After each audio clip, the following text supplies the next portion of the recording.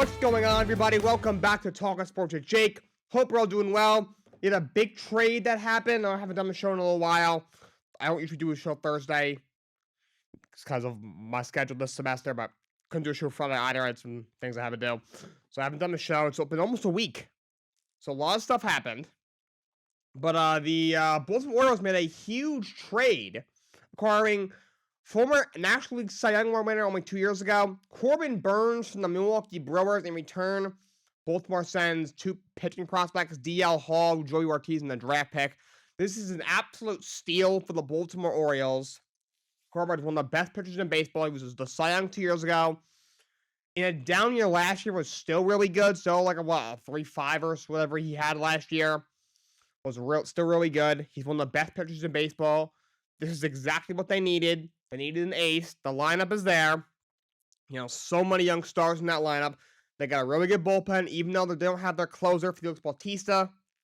This year, I haven't coming off because having Tommy John, that's a big loss, but you still have, Yanair Cano. You brought in Craig Kimmer. You have Brian Baker. You still have a lot of guys in that bullpen. They should still be able to, close out games without much issue.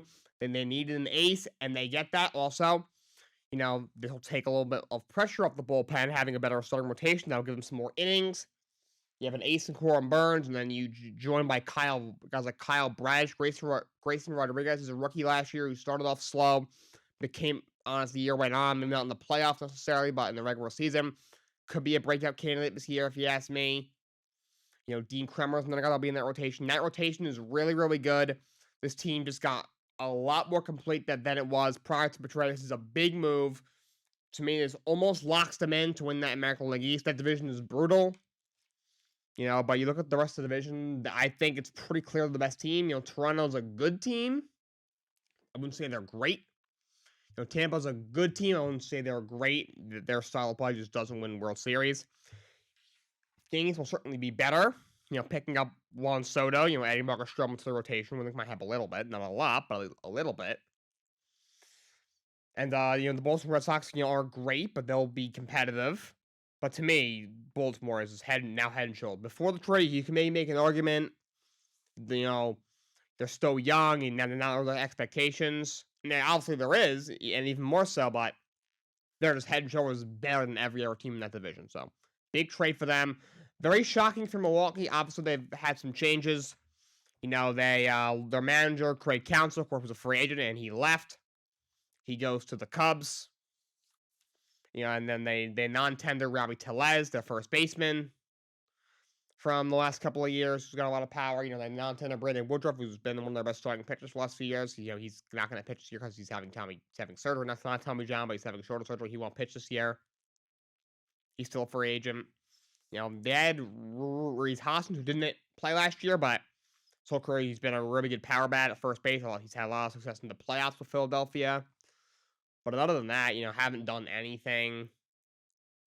And now you trade away Corbin Burns. We all knew it was possible, but didn't seem likely, especially at this point in the offseason. That return isn't good enough. I like DL Hall as one of the Orioles' top pitching prospects. I think he could do some special things. I don't hate Drew Ortiz. I think he's got some potential to be a pretty good pitcher. And then the one draft pick and baseball draft picks don't matter. Like, for one of the best pitchers in baseball, I guess they were heading towards a rebuild. They had a nice little core for a while. Weren't really able to do anything with it. In 2018, they were in the NLCS, were a game away from the World Series before the lost to the Dodgers. But other than that, they really... they were a first or second round playoff exit last year, even though they were winning a lot of games in the regular season. And on paper, they looked built to win the postseason because of how good their pitching staff was, how deep their bullpen was in recent years. But they just don't have that anymore. Obviously, a couple years ago, you traded by Josh Hader. So it could be we could be seeing a teardown in Milwaukee. Obviously, they make the coaching change. They lose Counsell. You non-tender to Tellez, who was one of your lone power threats in Atlanta, even though he didn't have a great year last year. And Brandon Woodruff, who wasn't going to pitch this year, but he's been one of their three best pitchers for over the last couple of years. You bring in Reese Hoskins, who may be an upgrade over Tellez, assuming he's healthy. But now you trade your ace in Corbin Burns for not a lot back. That division is not very good, National League Central. I think the Reds could take a step forward. They have a lot of young talent in that lineup, but I'm still not sure about their pitching staff. Still a really young team. The Cubs are kind of a miss with that. I do think they'll be better. They almost made the playoffs this past year, kind of collapsed at the end of the year. Had a bit of an up and down year. But they obviously brought in a better manager and Craig Counsell. But didn't hate David Ross. He was a classy guy, and was an okay manager at least. But Craig Counsell's a very good manager. Also, the Brewers, their GM for a very long time, David Stearns, who built those playoff teams, is left. Took the GM role with the Mets, or the president of baseball operations role with the Mets. So you lose. This regime, it's had success. Stearns leaves for the Mets president job. Counsell leaves for the manager job in Chicago. You lose a couple pieces. The only guy you brought in was Rhys Hoskins on a 2-year deal, who didn't even play last year. No, he could be a guy that gives you 35 home runs and 90 RBIs a year. I wouldn't be shocked. But that's the only guy you're bringing in. How much they've lost. It's a really rough offseason for the Milwaukee Brewers. But Corbin Burns to the Baltimore Orioles. All right, so Theo Epstein, yes, the legendary GM with the Red Sox and the Cubs. He has rejoined the Red Sox. He's joining their ownership group, and he's also going to be a senior advisor. Of course, the Red Sox, they fired their top baseball executive, Shane Bloom, in season last year. They brought in former Red Sox pitcher Craig Breslow to be their GM in the offseason. They haven't really done a whole lot. A lot of fans have been very frustrated by the lack of moves they've made this offseason, especially considering they're a mediocre team in the Brewer division. Right now, I think it's pretty clear to the worst team in that division. I don't love what I see from the Yankees. Their lineup, it definitely will be. I think will definitely be better. You brought in the guy in one, so that might hit 280 of 35, 110, and draw 110 walks. Their lineup's obviously going to get better, but I don't know if it's great. I still don't love their pitching staff.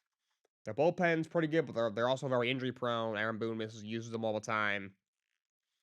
Missing another arm in their rotation. They have a lot of guys that show up. They need to bounce back. But the rest of their lineup's pretty good, but that pitching staff just isn't good at all. So, but obviously Theo was legendary GM for the Boston Red Sox. He broke the curse of the Bambino. He's famous for taking over as the GM over there, breaking the curse of the Bambino, that 80-year curse. Then going to the Cubs, being the president of baseball operations over there, breaking the 160-year curse. Winning a World Series there, so he's a phenomenal GM. In recent years, teams have gone after him ever since he left the Cubs. He has been, willing to, to take a job. A couple of years ago, the Mets went after him, trying to make him their head executive. But he wanted to he had a ridiculous asking price. He wanted a huge deal. He wanted partnerships. The Mets turned him down. Philadelphia wanted him. He said no, and he's been working in the office the last couple of years, and now he's rejoined the Red Sox as a senior advisor. So maybe he can get in Craig Breslow's head, maybe spend some money, but we'll see what happens. The New York Mets made a couple of signings to the bullpen. They signed Jake Diekman, 1 year, $4 million plus a vesting option. I think it's a solid signing. He's been around a long time. Solid lefty reliever. Has been around the block. He was in Texas. He was in Kansas City. He was in Oakland. He's been around the block for sure. He's a solid lefty reliever. Had a 3.3 last year. Something the Mets needed. So I'm happy with that. They also signed Shintaro Fujinami. He came over from overseas last year, signed in Oakland as a starter. Was abysmal as a starter, a 7.8 or something. His ERA still was on a 7.1, so overall he had an awful year last year, but after getting traded to San Francisco, he pitched a little better out of the bullpen. He had a 4.8 out of the bullpen, so still is not great, but certainly better. He's got really good stuff. He throws really hard. He's got really good stuff. The problem is the control. He's got no control. I don't hate the signing. It's for 1 year, for $3.3 million. If he goes out there and he's god awful, and has an 8-year ERA by June, they can just cut him, cut their losses. But I do. It's one of those upside things. It's one of those low risk, high reward. It's gonna move a needle. Hell no. Am I still convinced the Mets are gonna make the playoffs? Hell no. But I don't hate the move. I do like his upside. Like I said, he averages like 97, on his fastball, can hit 100. He's got good stuff. He's got to work on his control. His control is obscenely bad, at least so far. So that's domestic. Oakland makes for Ross Stripling with the Giants. Apologies to Ross Stripling. He has to play for that dumpster fire, but he's now in Oakland. Minnesota Twins signed Carl Santana. 1 year deal worth $5.2 million. You know what you're getting out of him. He'll hit 220, 210, but he'll hit 25, 30 home runs. Won't get on base a whole lot, but stick him at first base DH. He'll give you hit 220 of 25 homers and 70 RBIs. On the football, a lot of coaching hires. Both the head coach openings were filled. The Seattle Seahawks hire Mike McDonald as the next head coach. He was previously the defensive coordinator for the Ravens. This is, I think, a very good hire. He had done a really good job. He was on the Ravens staff, their defensive staff, for a while. Then he left and was the defensive coordinator of Michigan a couple of years ago. Then he came back 2 years ago to the Ravens to be their defensive coordinator. He's done a really good job. The Ravens had the best defense in the NFL this year, if you ask me. They're the only team ever to lead the league in points allowed, takeaways, and maybe yards allowed or something else. He's a very good young coach. I think a very promising candidate. I think it's a good fit in Seattle. Seattle's a team that's got most of their pieces in place on offense. Need a better quarterback. Geno isn't the best. Just maybe it's like a serviceable starter, but nothing super special. But on defense, needs some tweaks. Just need a new voice, other than Pete Carroll, of course, is still with the organization. I think it's a good fit. I was very happy with this hire by Seattle. The other hire I was not so thrilled about. The Washington Commanders hired Dan Quinn as their next head coach. Dallas Cowboys defensive coordinator and the former Falcons head coach. This one didn't make a lot of sense to me. So they kind of got screwed because they were going on to Ben Johnson. And, apparently he didn't interview well. And he apparently he thought they're basketball people. I mean, I don't know if he's referring to that they brought in former legendary Golden State Warriors GM Bob Myers to help with the head coach and GM search. And apparently he didn't interview well. So he was, the favorite for weeks to take that job. And he ended up going back to Detroit. And the other guy who was getting the second interview was Mike McDonald. Scale beats you to the punch, and now you're stuck. Apparently, they talked to Belichick, and there was support from the organization to hire him. But they ended up going with Dan Quinn. I just don't understand. So he's out there. You have Mike Vrabel out there, who's a really good coach, who I'm shocked doesn't have a head coach job. And you have Dan Quinn.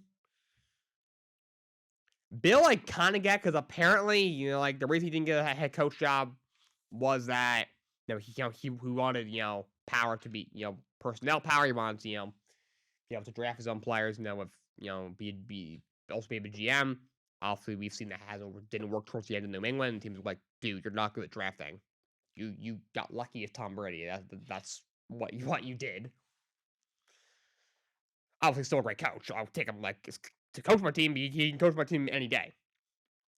For a front office role, hell no.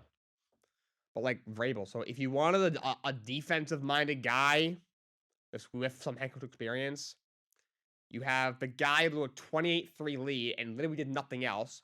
I know, all right, he got there, great. And maybe it's more, could say it's more on Kyle Shanahan than him, but I think it's more on him, to be honest. His defense got lit up in that second half of the Super Bowl. Other than that, he maybe have won one playoff win, if that. Also, after he gave up 48 to Jordan Love in the NFC wildcard round, and you're like, that's our guy. Come on. He's got Micah Parsons, for crying out loud. I don't get it. Makes no sense.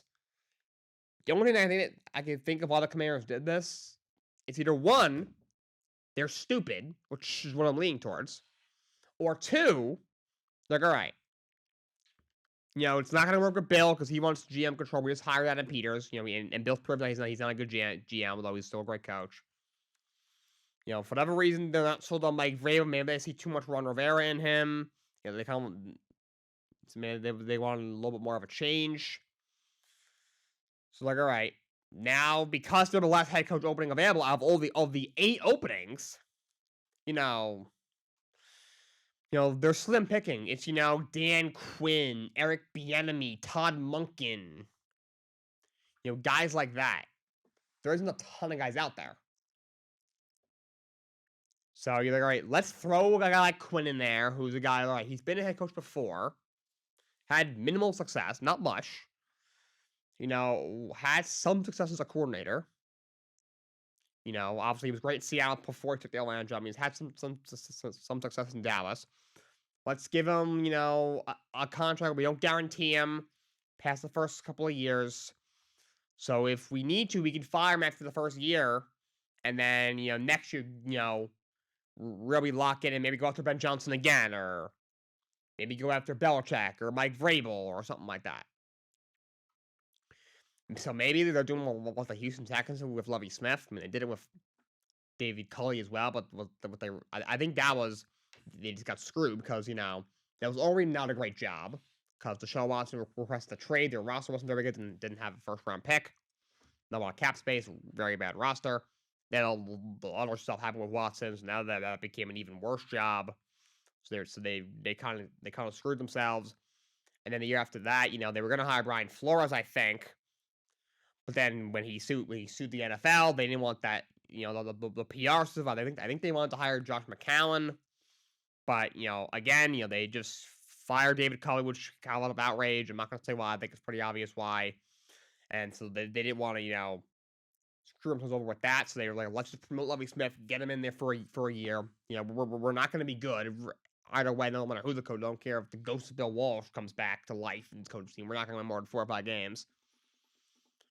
Tank with him, and then next year we'll be completely set. And look what happened. They brought in D'Amico Ryans, and then they were in the playoffs this year. So maybe Washington's thinking that, they're like, all right, we're not going to be good. They're thinking the Eagles, although they did collapse at the end of the year, are definitely better than them. Dallas Cowboys, so which one about them? They are definitely better than the Commanders. Even the Giants are, probably better than the Commanders. So the Commanders are at best fighting for third in that division. The roster is not very good. Like, their chances of them making the playoffs or even competing for a playoff spot are not that high. Unless they have a killer offense, maybe they can compete for a spot, but that's about, maybe steal third from the Giants in the division. That's about as far as they're going to go. Just, maybe let's just get somebody in there. I'm going to invite somebody onto the mic. Their name on my Twitter page is 2029 Fresno State. We'll see. Yo, what's going on, man? How are ya? Doing good, bro. Doing good. Who we got for the Super Bowl? My pick is the Kansas City Chiefs. Okay, fair enough. I respect your take. I'm going Niners, though. I gotta go Niners. It's gonna be. It'll be a great game. It'll definitely be a great game. Some people are happy about the matchup. Personally, I want to see Taylor Swift on my screen, but I don't mind. I do like Mahomes a lot. Fair enough, man. Fair enough. I'm like the complete opposite, so we're gonna have to agree to disagree on that. You're not a Mahomes guy? No, I'm not. Which is I'm just not. I don't know. I think he's a bad sport. But that's okay. He was a bit of a crybaby this year, I will say. He had some moments where I didn't love the thing with Josh Allen. I didn't love. He had some moments where he was a bit of a baby this year, I will say. Yeah, definitely. Yeah, fair enough. What's your take on basketball right now? College basketball. You got any takes? Yeah. Well, I'm a Knicks fan, so they've been playing very well. They lost the last game against the Lakers, but they had some injuries, so. Hey, late show, baby. That was a good game. That was, yeah. I was fan, so. Knicks Lakers at the Garden on ESPN. Can't get better than that besides Doris Burke calling the game, but Gotcha. Okay. Fair enough. Yeah, I'm a big Fresno guy. I love a lot of California sports. Okay. And then I'm a Cowboys fan for NFL. Cowboys fan, okay. Yeah. Pretty much. What are your thoughts on them? I know that they kept Mike McCarthy on. Do you think that was the right move or no? No, that was not the right move. I agree with you. A new coach. Yeah. Too many times where we look so good, we're a Super Bowl favorite, you get all the freaking wins in the regular season, and then you just mess it all up in the playoffs. Time to get a new leader. Can't be doing that. Unacceptable. Yeah. I mean, yes, he's too much money and backing in that program for him to be doing that, bro. Yeah. Unacceptable. Just because he's 12-5 does mean the Cowboys always win the regular season. Like, the goal is to win the playoffs. Yeah. Now we gotta wait a whole nother year, and we're probably gonna do it all over again. It's just so stupid, dude. What do you think about Dak? Dak, I don't mind Dak. Dak, I can actually, I don't know. I can get behind Dak. I've watched him play in person before, and he's just majestic, man. He's very good, but he's got to get better in those pressure situations. Yeah. With interceptions and just bad passes. I mean, you just got to be better than that. I don't know. Like, I don't know, man. I like Dak. I'm a big Mikey Keene fan from Fresno, so I don't know, man. That's like, you got to capitalize on the big moments, right? It's like, oh yeah. I watched the bowl game for Fresno State, obviously, because I'm a huge Dogs fan, and they played New Mexico State, and Mikey had a couple bad games before that, and then you see when it matters, when it all comes down, you're putting it on the line, he all of a sudden becomes really, really good. That's how it should be, right? Right. It should be the other way around. With Dak Prescott, it's the opposite. It's like he's really good when it doesn't matter, and then the big moments, he just messes it up. You got to be your best in the big moments, Yeah, 2-5 in the playoffs is not cutting it. Moments. Yeah. It's crazy, man. Anyways, I just thought I'd get in here because I saw you were doing a sports space, but space, but I gotta get going. I do spaces all the time, so shoot me a follow. I will. Here, let me follow you right now. Yeah, bet, man. All right, I'll join in some other time. All right, man. Thank you so much. Bro. Go Dogs. All right. That was 229 Fresno State. We had a new listener in here. I was ready to get new listener, but continuing on, yeah, Dan Quinn, don't get it at all. I mean, and then in their coordinator, so their defensive coordinator didn't mind my name, was Joe Witt, who was the defensive backs coach for the Cowboys. I thought that was a solid hire as their defensive coordinator. Quinn's probably going to run the defense anyway. They hired Cliff Kingsbury as their offensive coordinator. So, a few days ago, the Raiders had an agreement to bring in him as the offensive coordinator. Then Cliff Kingsbury changed his mind and he backed out. Then he was hired by the Commanders. I don't get why he's getting so many offensive coordinator interviews. Yes, just because he was a bad head coach in the NFL doesn't mean he'll be a bad coordinator. But his offense just doesn't work in the NFL. Like, the air raid offense is just, throw the ball 50 times a game. It doesn't work. It's not even a good college coach. People are like, oh yeah, he was Mahomes' coach. He wasn't good. He wasn't even good with Mahomes in college. How do you go 10 games under 500 with Mahomes in college? I might take him as like an offensive coordinator in college. Like, he was the quarterback coach for USC. Like, that's a fine role for him. I take him as the OC for a college team. That's as far as we go. He's not a good college head coach. He's not an awful NFL head coach. But I understand. I just don't think his offense works. I don't know. I don't get it. The Green Bay Packers hired Jeff Hafley as their defensive coordinator. He was most recently the head coach of Boston College. He leaves Boston College to be the defensive coordinator at Green Bay. When I first heard this hire, I said, who? Literally had to look this guy up. So he's been around for a while. He has been in the NFL in the past. He was a defensive backs coach in the NFL for a little bit. Then he went to college, and I think he was a defensive coordinator somewhere in college. Then he got the Boston College job. Did okay. Their football program isn't great. They're obviously more of like a hockey school. Even basketball, to an extent, is better than their football program, playing in the ACC.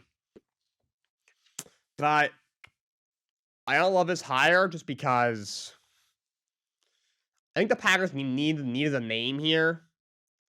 I mean, should that name been Brandon Staley? No, I don't know why he's getting buzz to be a defensive coordinator. And I know the whole thing, oh, he could make a good coordinator. No, he's a Division III coach. I don't know why he's even in the NFL. But they needed like a big name to be their defensive coordinator. Their defense has a lot of talent, and it's been wasted, by Mike Pettin and Joe Barry. So the name you came up with was Jeff Hafley, the head coach from Boston College, a former defensive backs coach for like 6 or 7, 8 years in the NFL before he went to Boston College 4 or 5 years ago. I don't know. I thought they needed like a bigger name, have a little more experience than that. But Jeff Hafley, whatever his name is. I don't know. The only silver lining is, his expertise is with defensive backs. He was a defensive backs coach in the NFL for a while. That's something the Packers need some help with. They got some young DBs. Their secondary has really struggled the last couple of years. But so maybe they went with that. But Jeff Halfley, it's an interesting hire. Would not have been my first choice. But we'll see what happens. Also my favorite hire. The Titans hired the Ravens defensive backs coordinator. Denard Wilson as their defensive coordinator. I think it's a pretty good hire. Of course, they brought in Brian Callahan. That Ravens secondary did a really good job this year. Personnel isn't as good in Tennessee as it is in Baltimore, but I think it's a decent hire. And Brian Callahan, as expected, brought in his dad, Bill Callahan, to be the offensive line coach, one of the best offensive line coaches in the business. Been around for a very long time. But Bill Callahan is now the O-line coach in Tennessee, as expected. And so, how I mentioned the Las Vegas Raiders, looks like they're going to hire Cliff Kingsbury to them. I didn't. You thought, oh, thank God. Well, they went with Luke Getsy. I just don't understand. If the Raiders are wondering why they've only been in the playoffs like twice in the last 20-something years, this is why. Stupid ass decisions like this. They promote Antonio Pierce. Yay, all right. Devontae Adams, Josh Jacobs, Matt Corbin won't ask for a trade. Okay, cool. But then you hire Tom Telesco, that awful Chargers GM, as your GM, and then Luke Getsy was one of the worst offensive corners in the league the last couple of years, former Chicago Bear. I just don't understand some of these teams. Mark Davis is a terrible owner. He is. The Raiders will never prosper. Luke freaking Getsy. I just don't get it. Makes no sense. Terrible hire. Absolutely terrible. Another hire I didn't love was the Tampa Bay Buccaneers hired Liam Cohen as their offensive coordinator. He was with the Rams briefly at one point a few years back. He was the offensive coordinator at Kentucky. I mean, I guess the Bucs looked at that Kentucky offense, which wasn't great. It hasn't been that good since he's been there, and so, he should get a promotion. I don't really agree with this one at all. Don't know why. I don't know. I really don't know. Really don't know. But the Titans also found their offensive coordinator is Nick Holes. Weird. Next offensive coordinator, I'm sure Brian Callahan will probably run that side of the ball anyway. And the Miami Dolphins hired Anthony Weaver as their next defensive coordinator. Of course, they part ways with Vic Fangio. Apparently he didn't get along with some of the players. So they bring in Anthony Weaver, who was the D-line coach for the Ravens. So the Ravens losing a lot of assistants. That's what's going to happen when you have, a year like they did on defense. The coordinator, Mike McDonald, took the head coach job in Seattle. The DB's coach, Denard Wilson, is now the defensive coordinator in Tennessee, I believe. In Tennessee, you have a D-line coach, Weaver, is now the defensive coordinator in Miami. That was bound to happen. All right, so only other piece of NFL news I have is former Bucs Pro Bowl center Ryan Jensen has announced his retirement after 9 seasons. He had some neck problems late in his career. He has announced his official retirement from the NFL. We're on to hockey. The standings right now in the Eastern Conference, the Boston Bruins still leading with 71 points. In second place in the Eastern Conference is the Florida Panthers. They have 66. The Rangers are in third with 63. You have Carolina in fourth with 61. Tampa is in fifth, 59. Toronto is in second, 58. They's got to get a goaltender. In sixth is Detroit. You get Detroit with 58. Let's see, 1, 2, 3, 4, 5, 6. They're in seventh, and Philadelphia Flyers are the last teammate right now. But they've been struggling. They've lost 5 in a row. You have Pittsburgh is on the outside looking in. They're a point out. The Islanders are about a point out or so. They're 4 points out, and then Penguins, Devils are 5 points out. As is Washington. You have Buffalo, Montreal, Ottawa, and Columbus rounding out. Canadians make a trade. They send Corbin. They send almost like Corbin Burns. Don't know why. Sean Monahan has been sent to the Winnipeg Jets for a first-round pick this year, and I think a conditional 7th or something in conditional 4th, 2027. So, pretty good move I think for both sides, Monahan is a very good player, very good top 6 forward. That Winnipeg picks up definitely will help them. And Canadians get back a first-round pick for a guy who's not going to be on the team next year. So I think that's a good move all around. Over to the Western Conference, Vancouver Canucks, 71 points, are in first place. They made a big move. They pick up Elias Lindholm in a big trade. Yeah, I believe they got him from Calgary. So big trade for them. They gave up a 3 prospects, including one of their best ones, and then a first-round pick this year, and a conditional 4th. They gave up a lot, but he's a really good player. This is a big move for them. Canucks definitely realize, they've been bad for a while, and now all of a sudden their window is opened up again. They're having a big year. This is their best shot. Let's go after it. So that's an all-in move, and Vancouver is all in right now. So big move for them. You have Colorado in second at 67 points, Dallas in third with 66. Winnipeg with 65 is in fourth. Of course, they just made the Sean Monahan trade. Vegas is in fifth of 64 as well. But Winnipeg's got 3 games in hand. Edmonton continues to win. They've won 16 games in a row. 59. There has been a lot of hockey the recent days. You had the All-Star Skills Challenge in the All-Star game over the last few days. Then you had the 7th. You have the Kings, 56. Last time right now was the St. Louis Blues, who, of course, they fired their coach months ago, and they're starting to turn around. They're just in the playoffs. You have Nashville who's tied with them, but Blues have 2 games in hand. Seattle is a couple points out.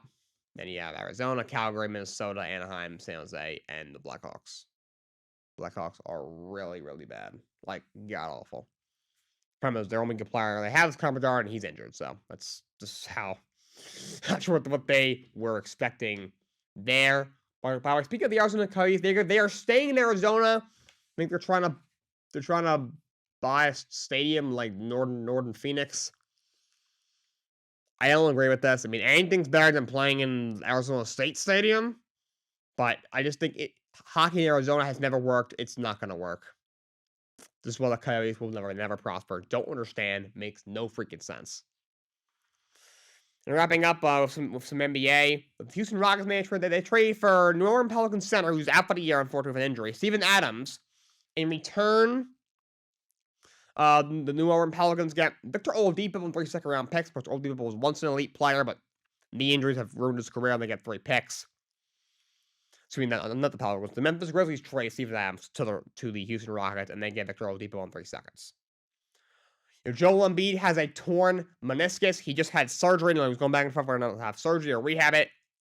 He's had surgery. He will miss 1 to 2 months, so he will not be eligible for MVP because he can only miss like another 5 games before he would have had less than 65 games, which is of course the new rule. By the way, these players just need to shut up and stop complaining about it. Y'all make $40-50 million a year. Play every game.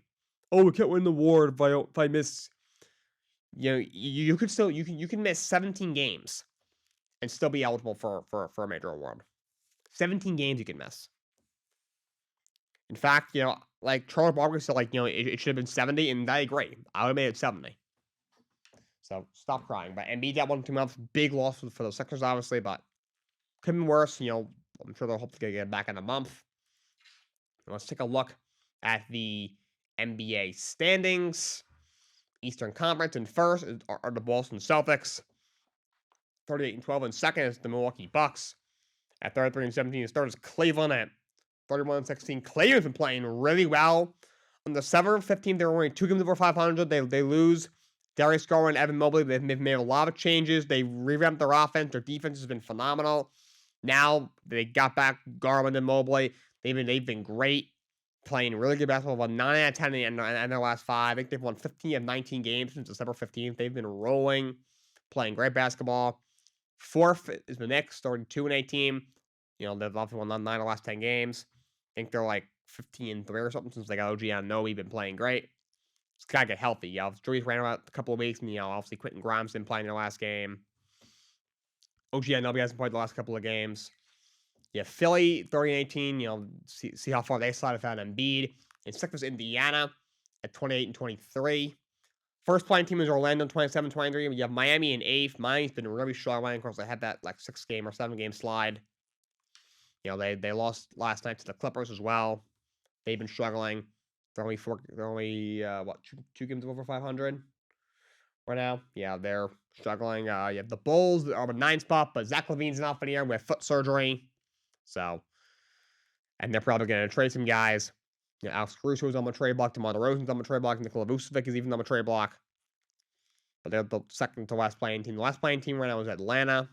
Yeah, but they might trade Deontay Murray amongst others. Though Coach Quinsara is pushing to keep him, but that team is just not going to work with him and Trey. Brooklyn's the first playing team out. They are right now game and a half out of the plan.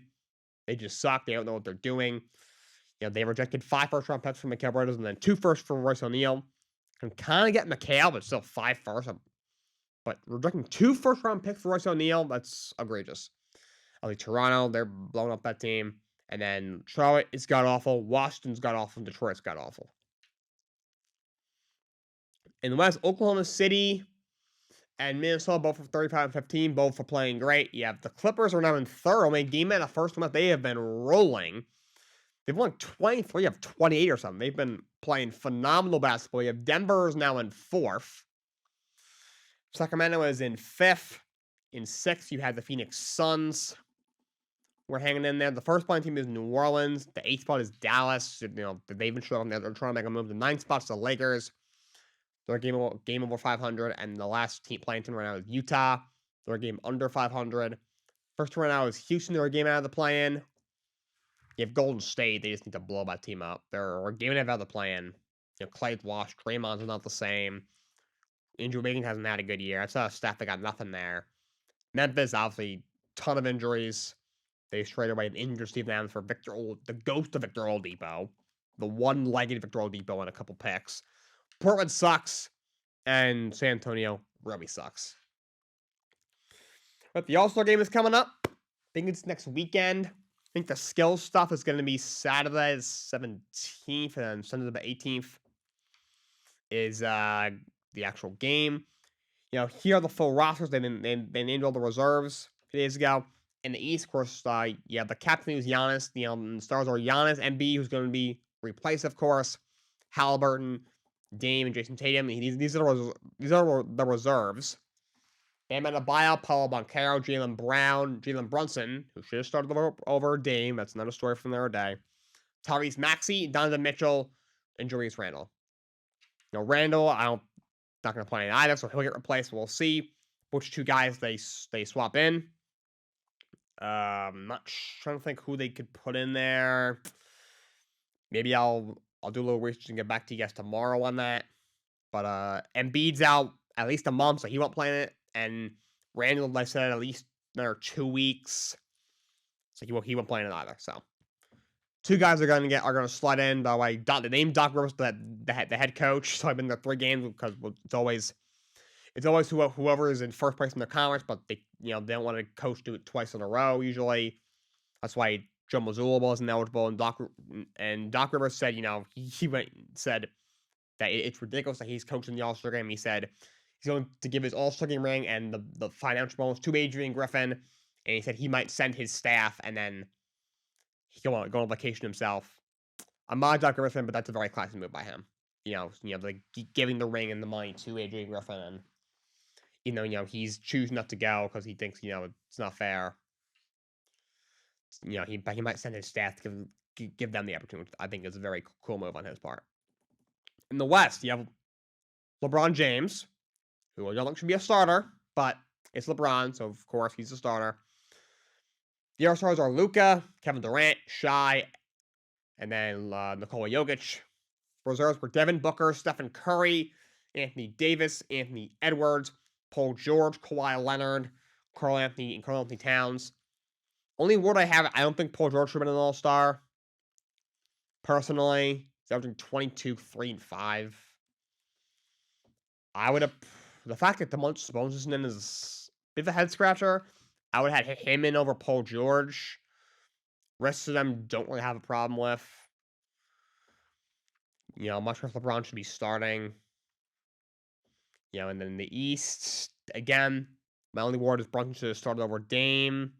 Other than that, don't really have any warts, but obviously Embiid and Randall are hurt, so they'll probably slide I would slide probably. I might slide Boncaro into the starting role. He has been absolutely phenomenal.